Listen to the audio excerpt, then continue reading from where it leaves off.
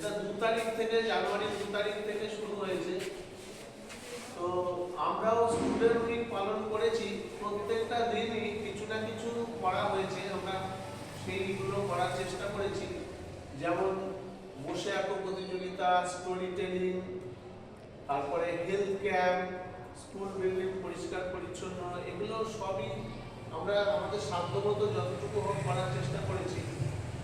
তো গতকালকে যেমন একটা এক্সপোজার ভিজিট হয়েছে, সেখানে আমরা আমাদের ছাত্রছাত্রীদেরকে চেষ্টা করেছিলাম জেঠিয়াতে একটা মেলা হচ্ছে, উৎসব, সেখানে নিয়ে গিয়ে তাদের মেলার বিভিন্ন মানুষের সাথে পরিচয় ঘটানো এবং বিভিন্ন অনুষ্ঠান দেখা। তো এইগুলো সব অনুষ্ঠানের মধ্যে ছিল, আমরা করার চেষ্টা করেছি।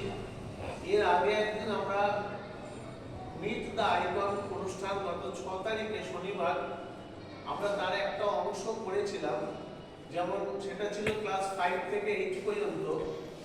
তো আজকে হচ্ছে 9, 10, ক্লাস 9, 10 এর জন্য ওই অনুষ্ঠানটাই আজকে হবে।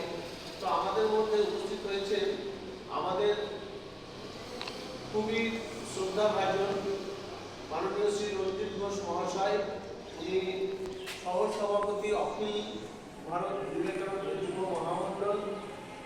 তো আমাদের ছাত্রছাত্রীদের জীবনে এই বিষয়টা এই সূচির মধ্যে রাখা হয়েছে। আমরা আলোচনা করে দেখছিলাম যে কেন এটা এর আগে আমরা কখনো দেখিনি, যে বিদ্যা আইকন, এই বিষয়টা কেন। আইকন মানে আমরা এলাকার বিশিষ্ট যাদেরকে আমরা জীবনের আইকন মনে করি, জীবনের বিশিষ্ট জায়গায় আমরা বসাতে পারি, সেই রকম কোনো মানুষের সাথে ছাত্রছাত্রীদের পরিচয় ঘটানো, যে ছাত্রছাত্রীদের বেড়ে ওঠার ক্ষেত্রে তাদের জীবনের অভিজ্ঞতা যে কি করে আমাদের কাজে লাগানো হতে পারে, এই জন্যই এই অনুষ্ঠানটি সূচিতে রাখা হয়েছে। যাই হোক, আমরা ওনাকে পেয়ে বিদ্যালয়ের পক্ষ থেকে আরেকবার কৃতজ্ঞতা ধন্যবাদ জানাচ্ছি। তো আমাদের আজকের এই ক্লাস 9 এবং 10 নিয়ে দ্বিতীয় পর্বের যে অনুষ্ঠান শুরু হবে, আমরা মাননীয় শ্রী রঞ্জিত ঘোষ মহাশয় আমাদের মধ্যে উপস্থিত হয়েছেন, তাকে অনুরোধ করব আজকের সেশন শুরু করব।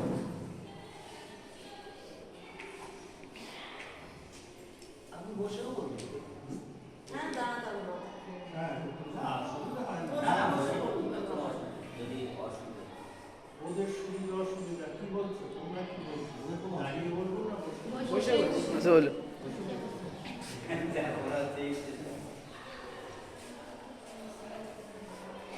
তোমাদের সাথে আমি একটু আলাপ করছি। কারণটা হচ্ছে আমার নিজস্ব একটা লোক এসেছে। আমি তোমাদের উপদেশ দিতে আসিনি, জ্ঞান দিতে আসিনি, পরামর্শ দিতে আসিনি। আমি শুধু তোমাদের কথা মাস্টারমশাই মন্ত্রীদের কাছে শুনেছি।